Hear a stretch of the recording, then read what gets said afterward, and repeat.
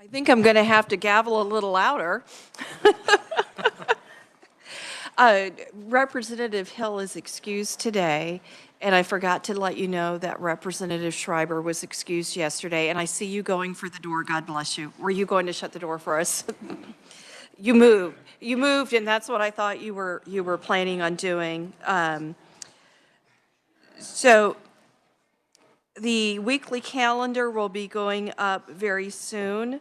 So on Monday, I have scheduled for us to work the bill that we are going to hear today on, I did have a informational item lined up, and the timing is not working out very well. But just so you know what's on my mind, I am trying to figure out a time where we can finish hearing about KISA 2.0. Dr. Watson mentioned it when he was here. We got a handout, and that's an item that's still in the development process, but I wanted you to have a chance to hear more about it. On Tuesday, March 4th, we will hear SB 76. On Wednesday, March 5th, I see a few of you jotting. I'll slow down. All right, on March 5th, we will hear Senate Bill 44 and 114. On Thursday, March 6th, we will work 76, and we will hear 78. And then I'm just going to get a feel for the group.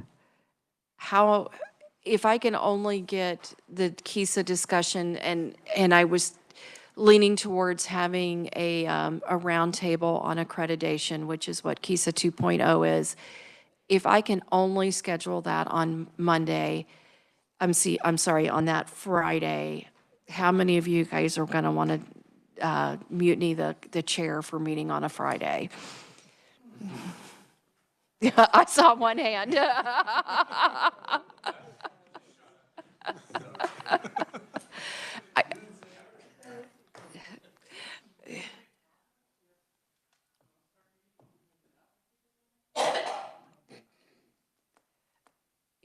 That's possible, depending on what morning meetings are going on and what you guys' morning meetings are. And we could try to do that, but it also depends on what staff is, because the revisers and research definitely get slotted in other places. But that is an interesting thought. So I'm going to keep working that. I'll try to avoid Friday for you guys, but if I don't, please know that I tried.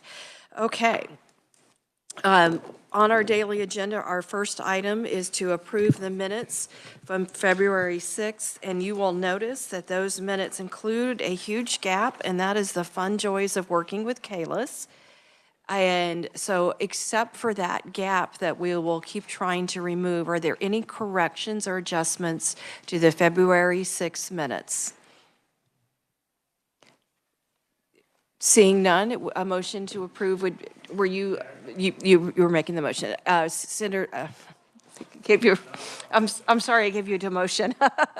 Representative Hubert moves approval of the minutes as published. Is there a second? Representative Wolf, any discussion? Seeing none, all those in favor, please say aye. Aye. Opposed, same sign. All right, Michelle, thank you very much for getting those done for us. You guys have no idea on the back end. She has to deal with KLIS, and every word we pick gets examined heavily. So now I will open up the hearing on SB 45, which is a substitute for Senate Bill 45 from the Committee of Education, requiring the State Board of Education to calculate graduation rates for all school districts for purposes of accreditation using an alternative calculation. Jason, would you like to kick us off and make that bill sound easy to us?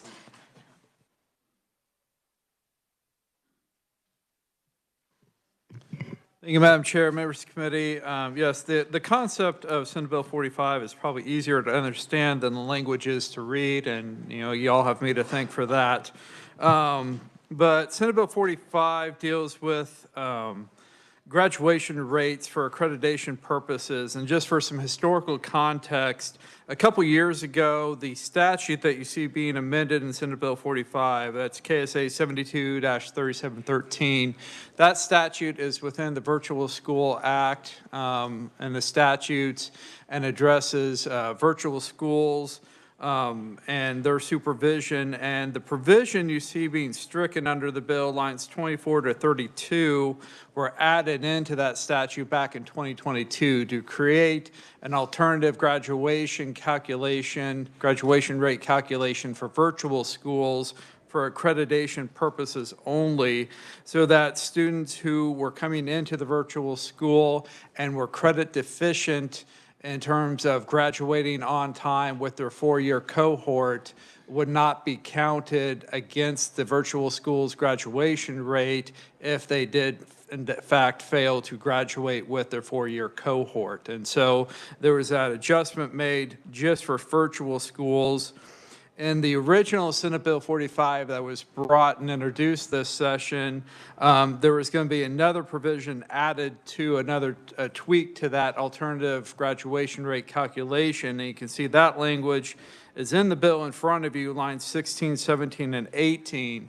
So in addition to these students coming in who are credit deficient, we're also going to exclude any students who were enrolled in the virtual school but who subsequently transferred to a non-accredited private school or to another state, transferred out of the virtual school. We weren't going to count them in calculating the graduation rate for the virtual schools either. And so that would be another adjustment to the virtual school graduation rate calculation, again, solely for accreditation purposes at the state level.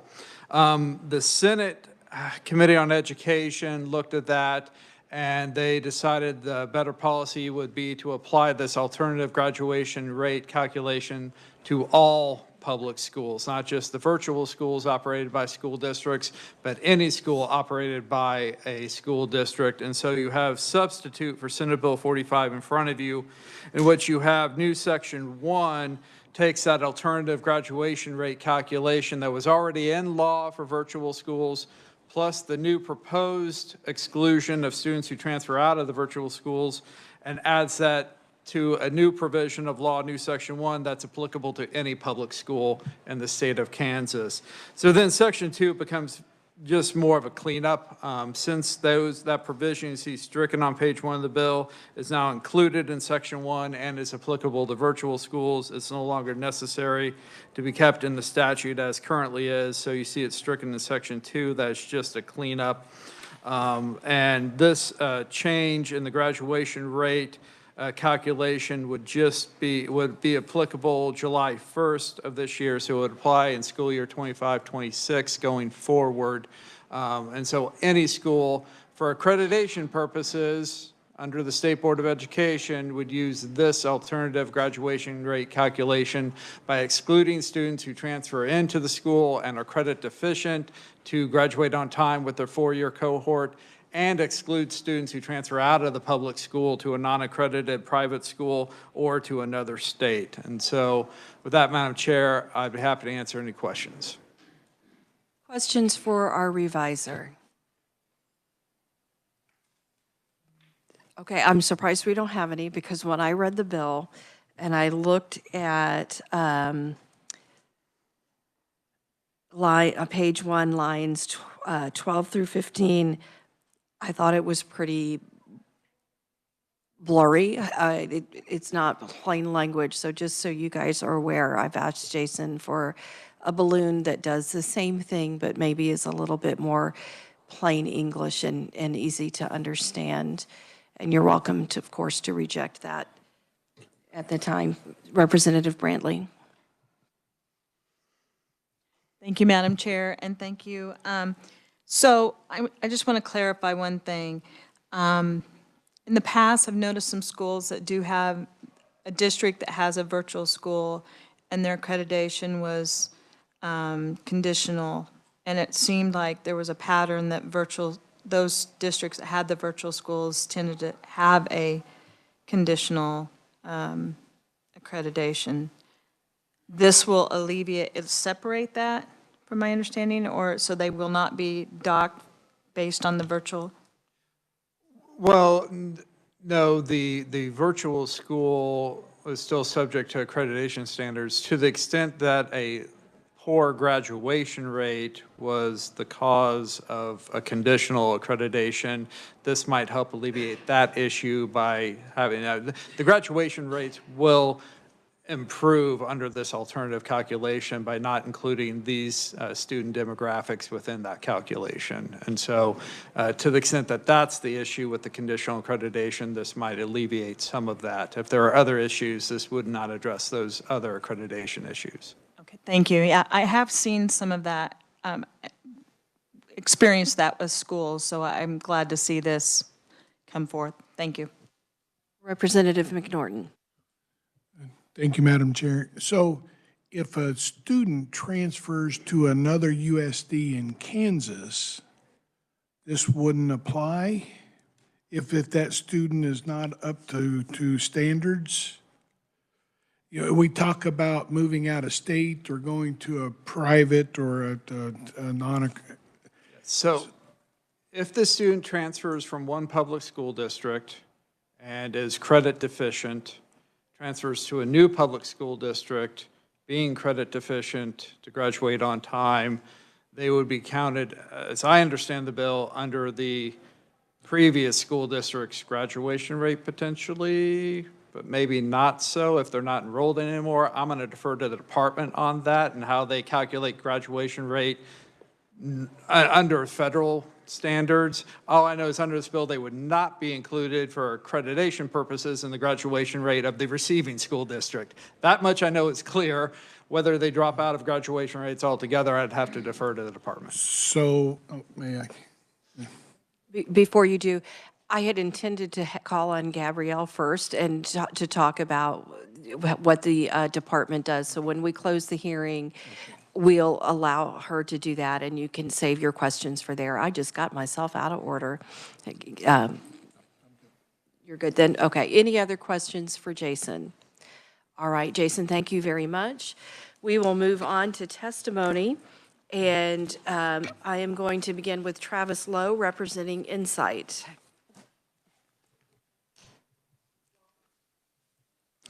Thank you, Madam Chair, members of the committee. I appreciate the opportunity to be here today. My name is Travis Lowe from the Braden, Heidner, Lowe & Associates firm, here today representing Stride.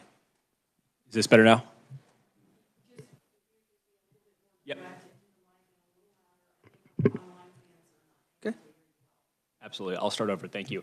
My name is Travis Lowe from the Braden, Heidner, Lowe & Associates firm, here today representing the Stride, Inc. Stride provides virtual school programming for the Insight School of Kansas and the Kansas Virtual School Academy.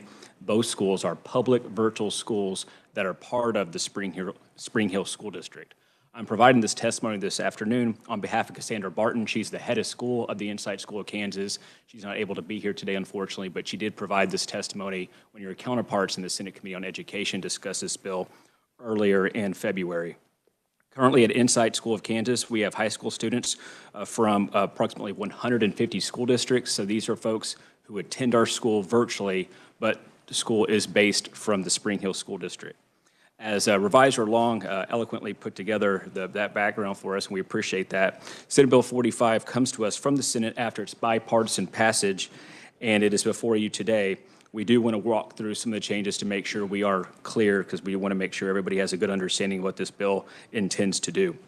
As Revisor Long noted on lines 16 to 18 of the substitute bill, the bill is intended to address transparency for performance for virtual schools, specifically aiming to review the graduation rate as it pertains to students that leave the virtual school that transfer to just be plain homeschooled.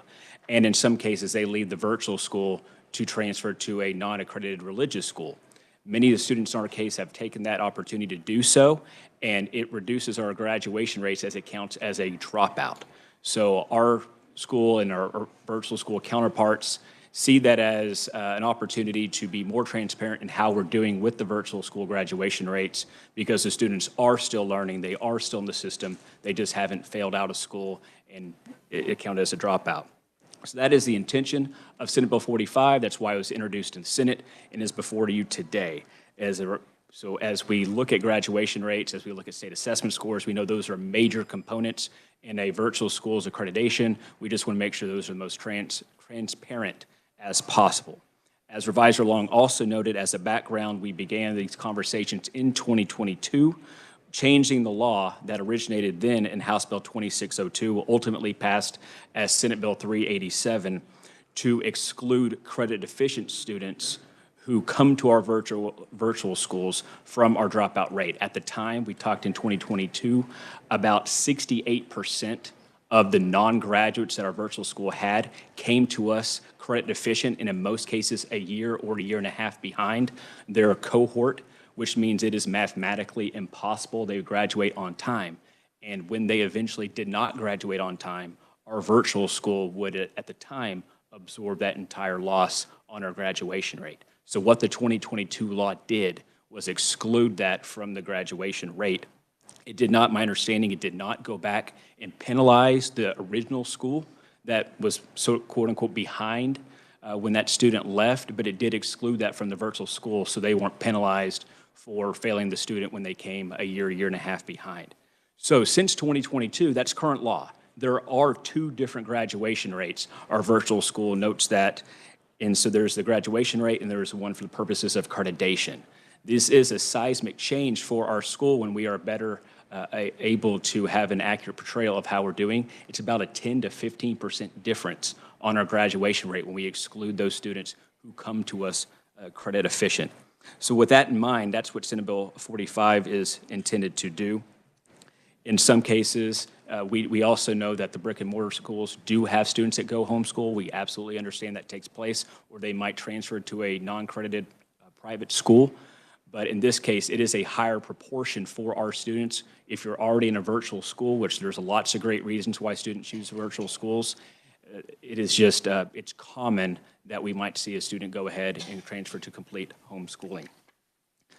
When we look at our official 2024 graduation rate, if this bill was to become law, it would increase our graduation rate another 3%. Again, these students haven't dropped out, they're still in the system, but it would, and I think I'm saying this for the third time, giving us the more opportunity to be more transparent and judge our graduation rates. We know the substitute bill was brought forward by the Senate.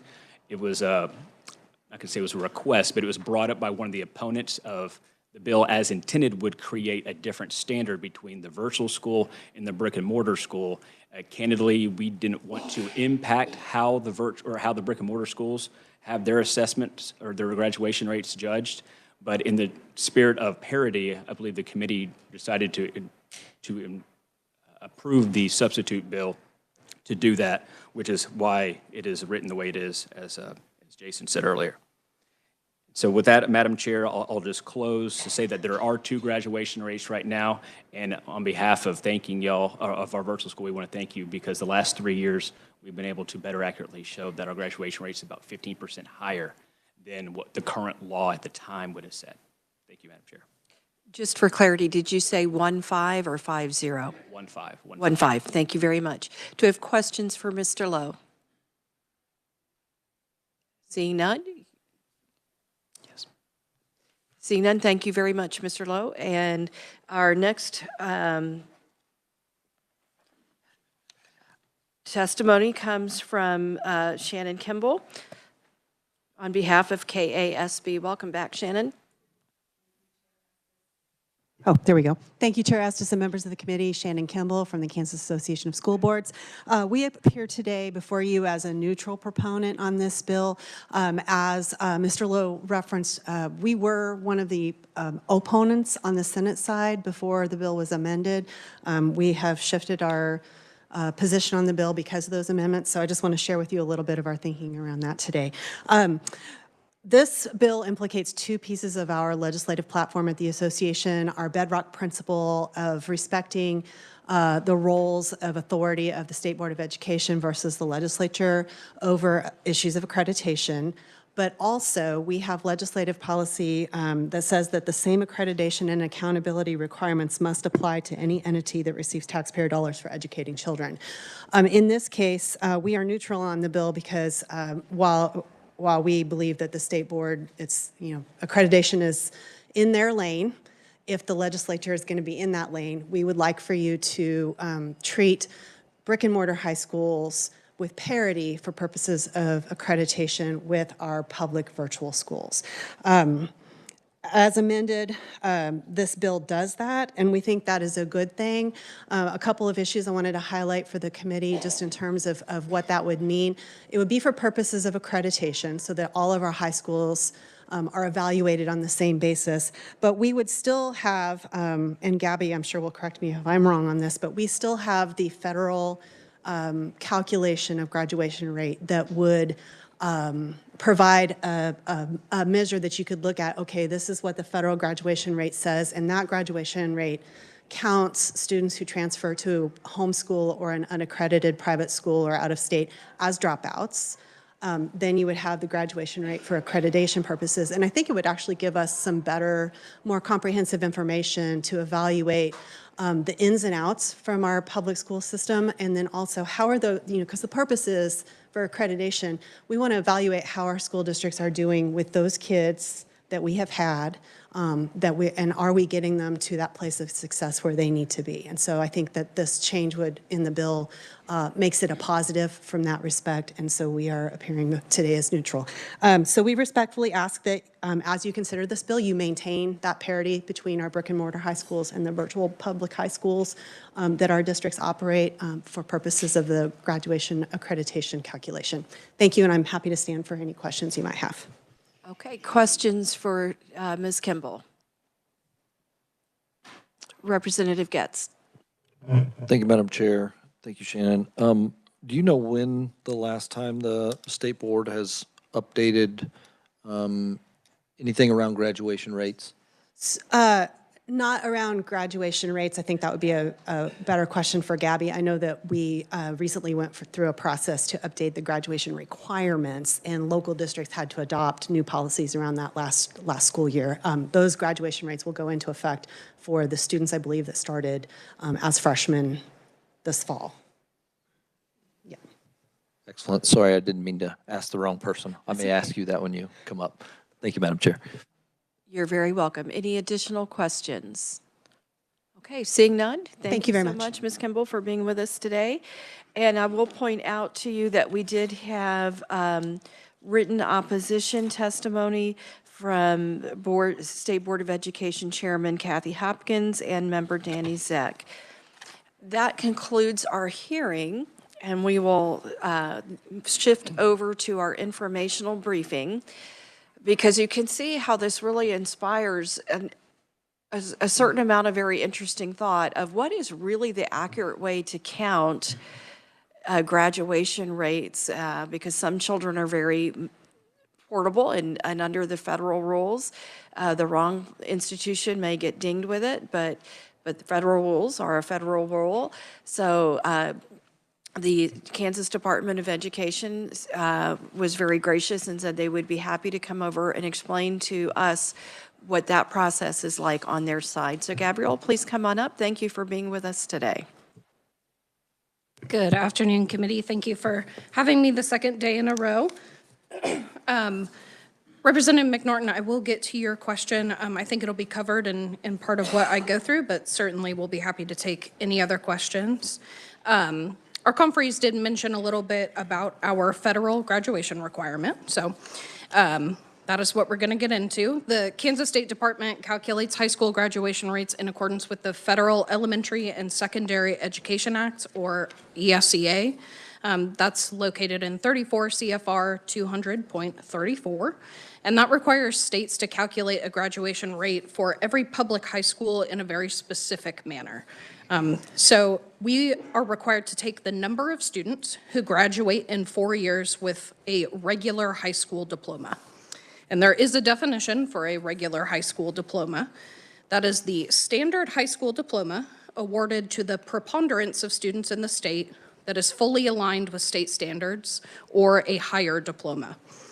So a regular high school diploma is going to be a diploma that is obtained through an accredited school. That is the way that we ensure diplomas are fully aligned to state standards through accreditation. It also states that a regular high school diploma does not include a GED, a certificate of completion, or any similar or lesser credential.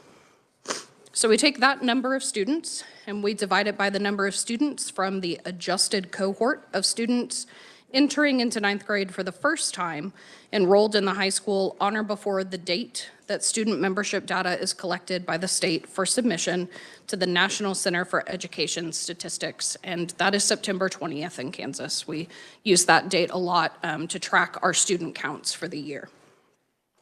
Adjusted cohort is also clearly defined as students who enter ninth grade or the earliest high school grade, if that differs in the state, plus any students who transfer into the cohort in grades 9 through 12, minus any students that would be removed from the cohort. And I'll go over those qualifiers in just a second. So to Representative McNorton's question, if a student transferred in the middle of high school, credit deficient to another public school, the new public school that receives that student would have that student in their graduation cohort. They would be responsible for either making up those credits and getting them taken care of in the 4 years, or they would have what we're calling a ding on their graduation rate. So there are some specific circumstances in which a student can be removed from a cohort, and there needs to be written documentation that one of these scenarios is true. So the district has official written documentation that that student transferred out to attend another school or educational program in which the student will receive a regular high school diploma. So in that scenario, it would be the district that is sending the student to the new school district. They could remove that student from their cohort. They would be the responsibility of the receiving school district. The student could have immigrated to another country. That would qualify the district to remove them from the cohort.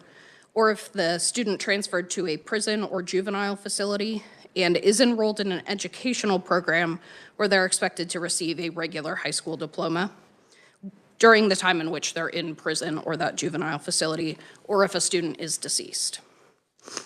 A student who's retained in a grade enrolls in a GED program or any alternative education program that does not issue or provide credit towards that regular high school diploma must remain in that cohort. And the 4-year cohort graduation that I've described is required under ESEA to be included in each state's report card. So the report cards that we publish on Data Central are required to have this data included, and it's required to be disaggregated by student subgroup. So that includes students with disabilities, English language learners, students in foster care, and then there are a couple others that we're required to include. So based on the legislation proposed today, we would still have to calculate this federal graduation requirement, and under the provisions of the bill, we would have 2 graduation requirements. Thank you very much, Gabby. We'll go to questions, and Representative McNorton, and then Ruiz and Getz. Thank you, Madam Chair. So Gabby, you said 2 graduation requirements or reports? Rates. 2 graduation rates. Okay. We would have to calculate 2 different rates. Okay, thank you. Representative Ruiz? Thank you, Madam Chair. And you brought up an interesting equation here. How many students do we have that are incarcerated? Incarcerated? I do not have that number with me today, but I can certainly get it. Thank you. Thank you, Madam Chair. Interesting question. Representative Getz? Thank you, Madam Chair. 2 questions. One on that of, and you may not know if we don't know the number, but the students who are in juvenile facility, do all the juvenile facilities offer that educational program which the student is expected to receive a regular high school diploma, or are there only certain ones that do that? You know, off the top of my head, I'm not sure which of our facilities provide GED completion services or a traditional education. I can certainly get some more information on the number of students and then what those programs are. Yeah, interesting topic. Thank you for that. And second question, just being around the idea in the bill that we just talked about of 2 different, you already have one system in place to where it's pulling that data into a report, probably, and somebody's handling that. To create a new report and staff, I mean, what sort of, FTE or budgeting requirements are going to be needed, that if this goes in this direction, would there be other resources needed, and what does that take to pull that off to calculate a new graduation rate? So we did complete a fiscal note for this bill as a department, and as long as my memory is serving, we did not have any fiscal impact. This would be calculated within our existing resources, and we don't anticipate adding staff or salaries for that reason. Thank you. Are you done, Representative? Anybody else for questions? Gabby, thank you very much. But this really, what occurred to me in my brain is not really related to this bill, but it kind of did come into my brain that any child who moves, who is credit deficient, under the current system, it really isn't an accurate reflection, because a child can move so credit deficient that they weren't going to catch up. And I think we've talked a lot about data this year, and how do we get data that really tells us what we really want to know. So thank you very, very much. Representative Brantley. Thank you, Gabby, Madam don't go Chair. too far. Thank you, Gabby, for presenting today. I just wanted to clarify, on line 33, it talks about no virtual school shall offer or provide any financial incentive for student enrolled in virtual school. Is the funding from a virtual school federal funding, state? Can you clarify any of that for me? Yeah, certainly. So there is state funding for virtual students. It was changed slightly last year. So a full-time student has always had a full-time amount. Currently, it's $5,600. There was previously a part-time amount that was half of the full-time amount, and then it was prorated based on their FTE. Understandably, the legislature thought that was kind of confusing. So now it is just prorated out of that $5,600 amount for the students. So if they're 0.4, they would be funded at 0.4 times 5,600. Virtual schools, their federal funding structure, I'd have to look into. Some education institutions are eligible for federal funding outside of KSDE, and we wouldn't oversee that. But they are an extension of a public school in Kansas, so they would be working with their public school just like any other building in the district, and they are eligible for that state funding. Yes, you may. Thank you, Madam Chair. So if a virtual student is on an IEP, how are those services delivered and minutes counted on the virtual? So it's going to depend, and some students can certainly receive the services they need through a virtual setting.